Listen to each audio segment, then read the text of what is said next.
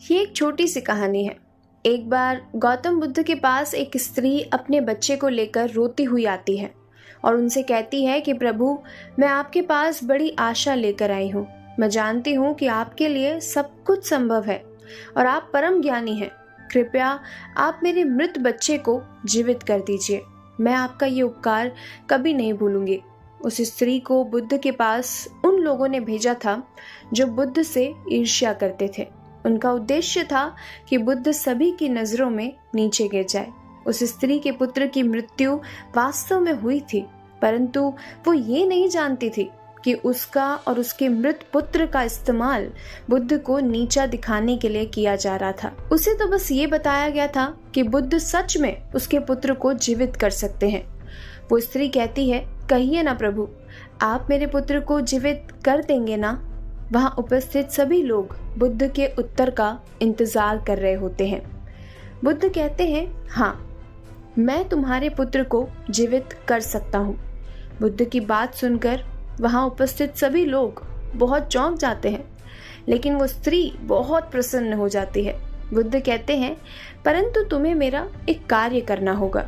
वो स्त्री पूछती है, क्या करना होगा मुझे प्रभु? बुद्ध कहते हैं, तुम्हें एक मुट्ठी सरसों के दाने लाने होंगे।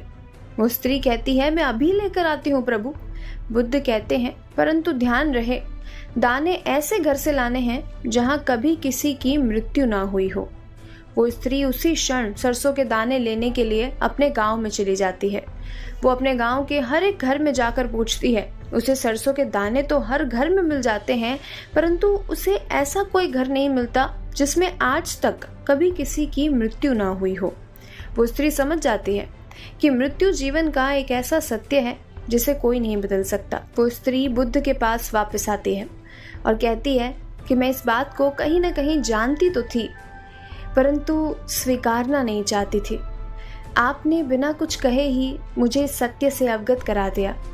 बुद्ध कहते हैं, देखो, जो जन्मा है उसकी मृत्यु निश्चित है और यही प्रकृति का नियम है। चाहे कोई सुंदर हो, कुरूप हो, बूढ़ा हो, जवान हो, मृत्यु सभी की होनी है।